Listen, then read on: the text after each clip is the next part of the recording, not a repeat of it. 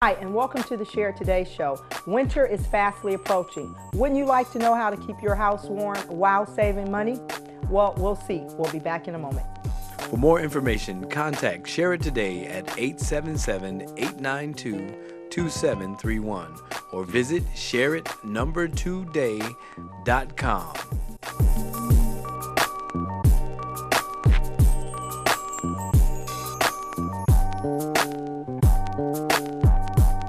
Welcome, John X. Miller of THAW.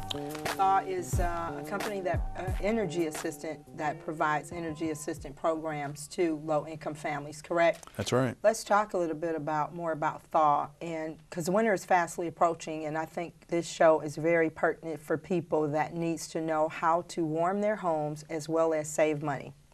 THAW is a 501c3 nonprofit organization statewide. We help thousands of households every year.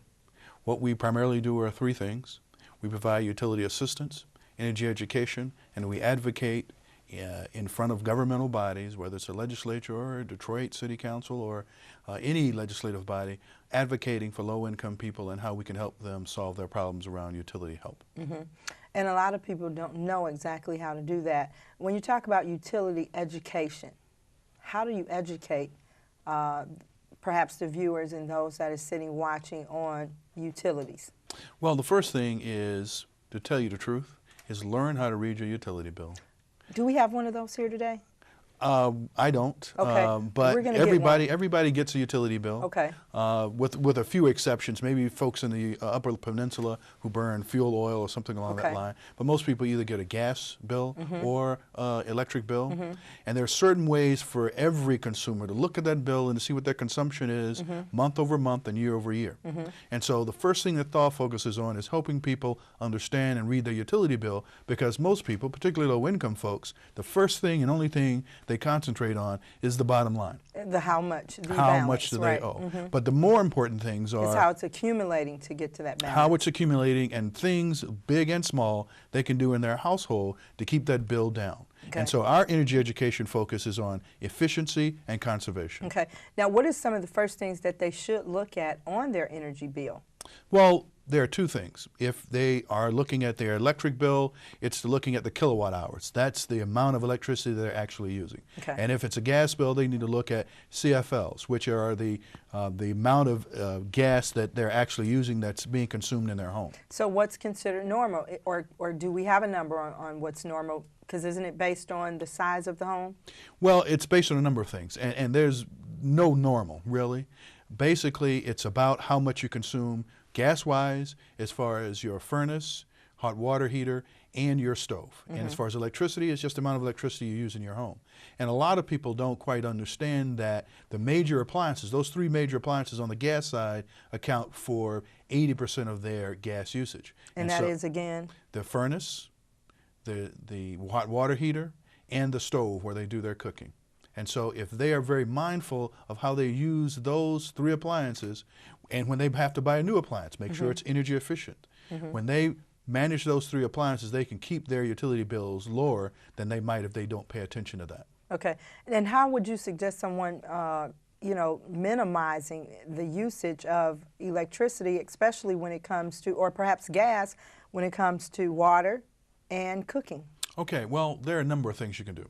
Firstly, before even you turn any of these appliances on or before you use any of these appliances, is making sure your home is sealed properly. Okay. Meaning that you don't have gas going out the window. Okay. I mean, when I look at it as dollar bills floating out the window or dollar bills going under your front door. Okay. So making sure that, for one, all your windows are sealed. Meaning, if you're in the middle of winter and your windows are not very efficient or you feel cold air, all you have to do is light a match or light a candle near your window, and if that candle moves, that means cold air is coming in and out. Then you can find some plastic to put around those windows and windows and the window frame in order to keep the cold air out. So pretty much proper installation. Proper installation of windows if they're new windows, but if you have older windows, just put plastic around those windows, and there are kits you can buy at Home Depot and Lowe's and any hardware store that you'll be able to fix those windows. And that's pretty much for gas. That's for gas. Well, there are a couple other things you can do too for gas. The next thing is your doors. Make sure that your doors lots of people have, lots of homes have 3 or 4 doors that you can enter and exit the home. Make sure those doors are sealed underneath with a door stop or something that will keep that air from coming in, and making sure that, for instance, if you have a screen door, put in the glass panes during the wintertime and take out the screens, because that'll help as well. Most people don't do that. You're right, and it saves money. So take out those screens and put in those glass panes. Okay. The third thing is something that most people kind of doesn't realize, is heat rises. And so I see particularly a lot of houses in Detroit where there may be broken windows or uncovered windows in the 2nd and 3rd and 4th floor of the homes. And I guess most people think, well, I don't live up there or nobody's up there, I don't need to cover those windows. But what happens is that the heat that comes into the home will rise and exit those windows unbeknownst to the folks who live there. Okay. So the other thing is that, yeah, you can seal off that floor so nobody uses it, but you still have to cover those windows because the heat will rise and go out those uncovered windows. And if you don't do that, of course, you're definitely not saving money. When we come back, you're going to tell us how they can save on energy, which is, of course, your electricity. Yes, we'll be yes. back in a moment.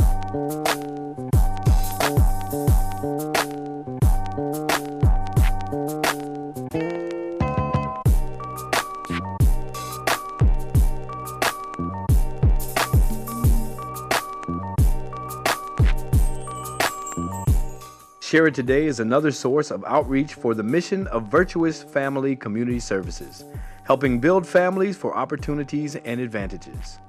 Visit us online at www.vfcs.org or email us at help@vfcs.org.